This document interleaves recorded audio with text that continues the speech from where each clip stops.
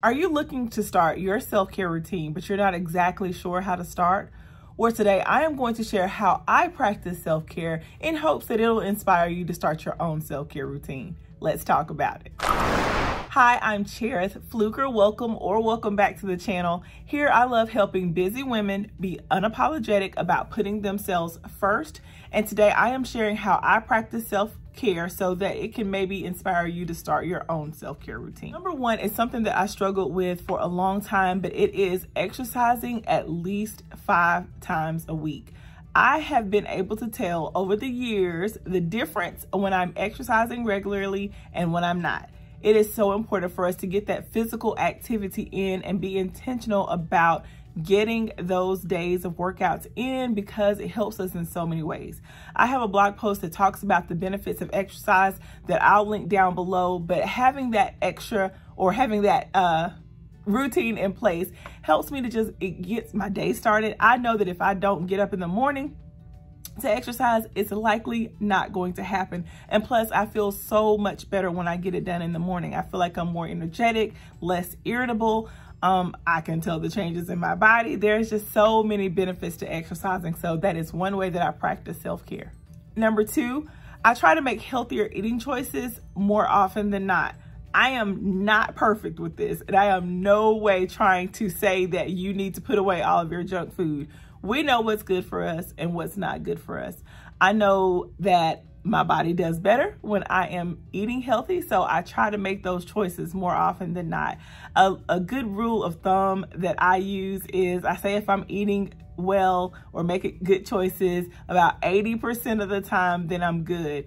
So, you know, if I know that I'm going to have a high calorie or just, you know, full of carbs dinner, then I try to make sure that I have a healthier lunch and things like that. Just small changes can make such a big difference. When I want a snack, I try to grab for a piece of fruit if that's available, or only eating half of that, you know, bad snack that I'm going to eat or whatever the case is, but just trying to be intentional about what I'm eating because I know how important what we put in our bodies is.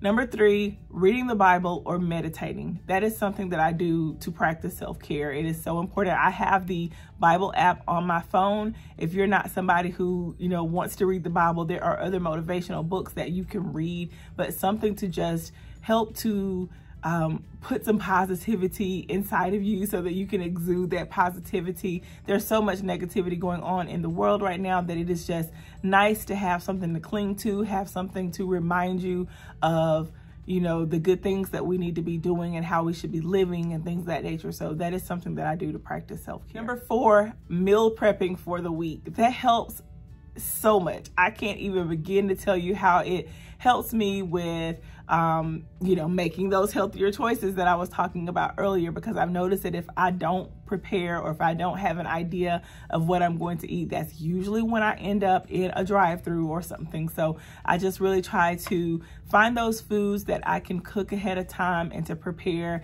our lunches and dinners as often as I can do that. That is one thing that I do, and it just keeps you from being stressed out about what you're going to make or what you're going to eat. And so that is something that I do on a regular basis.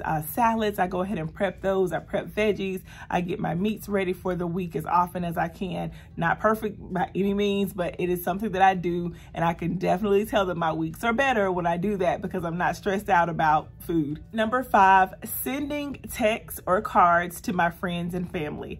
I am notorious for sending out a card just to motivate someone, let them know that I'm thinking about them or encourage them if they're going through hard times. When you do something that you know is going to put a smile on someone else's face, it really helps you to feel better. So I do that because I know that it's going to help my friends, and also it makes me feel good to know that I'm reaching out to someone, showing my support, showing my love. It's so hard to be able to physically be there for your friends and family when they need you, but when you just send that, you know, note to let them know that you're thinking about them, you're praying for them, you're encouraging them from afar, it's so helpful, and it is a great way to practice self-care.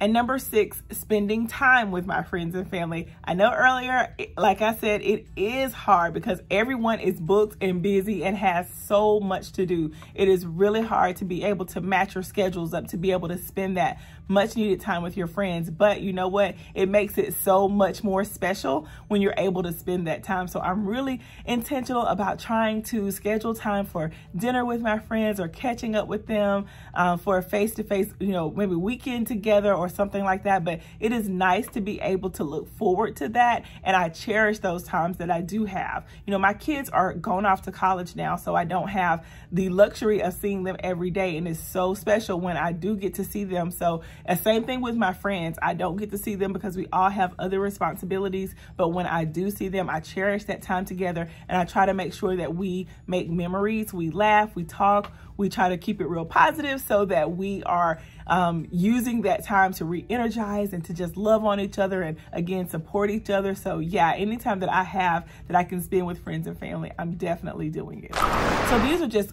6 quick ways that I practice self-care.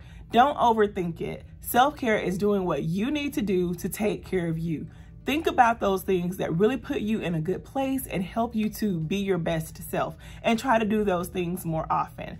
Things that can make your life easier, things that make you happier, things that relax you, things that help you to recharge and take care of all of the things that we need to take care of in life.